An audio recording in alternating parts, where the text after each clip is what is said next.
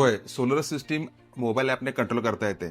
आजच्या या स्मार्ट युगात, स्मार्टफोन जमान्यामध्ये आम्ही अशी सिस्टीम डिझाइन केलेली आहे, की जी तुम्हाला रिमोटली आत्ता युनिट किती तयार झालेले आहेत, आज तर करंट व्होल्टेज किती सुरू आहे, हे पूर्ण समजतं.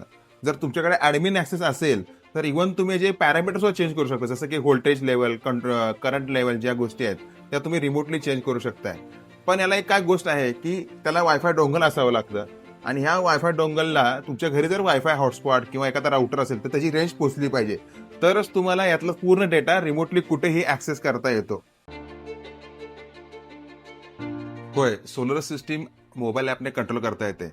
आजच्या या स्मार्ट युगात, स्मार्टफोन जमान्यामध्ये आम्ही अशी सिस्टीम डिझाइन केलेली आहे, की जी तुम्हाला रिमोटली आत्ता युनिट किती तयार झालेले आहेत, आज तर करंट व्होल्टेज किती सुरू आहे, हे पूर्ण समजतं.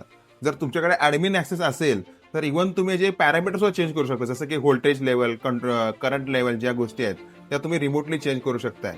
पण याला एक काय गोष्ट आहे, की त्याला वायफाय डोंगल असावं लागतं.